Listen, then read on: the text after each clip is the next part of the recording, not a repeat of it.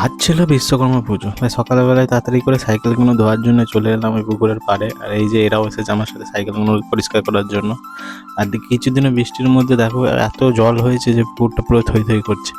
So finally আমার cycle ধোয়া complete হয়ে গেছে এবং তারপর আমি বাজার করতে বেরিয়ে গেলাম। আর আজকে আমাদের এখানে মঙ্গলবার হাট ছিল, সেজন্য এখানে বাজার করতে গেলাম। আর এখান থেকে ফুলের মালা আর ওই বাজার টাজার করে নিয়ে যাবো। আর এই জন্য তাড়াতাড়ি করে চলে এলাম বন্ধুর কাছে সবজি ফবজি নিলাম। এই সাইডে ছোটো ছোটো মাছ, বড় মাছের যে ইয়ে বসেছিল। কিন্তু তারপর বাজার করার পর আমি এখান থেকে চলে এলাম তেলে ভাজা নিতে। কিছু তেলে ভাজা নিলাম, আর তেলে ভাজা নেওয়ার পরে এই যে মালার দোকানে চলে এলাম। মানে মালা কিছু নিয়ে নেবো, এখান থেকে মালাটা নিয়ে গিয়ে সাজিয়ে নেবো। তারপর বাড়ি এসে দেখলাম ট্র্যাক্টরটা সাজিয়ে কত সুন্দরভাবে ঘুরছে, সেজন্য আমি ট্র্যাক্টরে করে চেপে চলে এলাম আমরা জাবুইডাঙ্গা ঠাকুর দেখতে, যেটা বিশ্বকর্মা ঠাকুর হয় বা মনসা ঠাকুর একসাথেই হয়।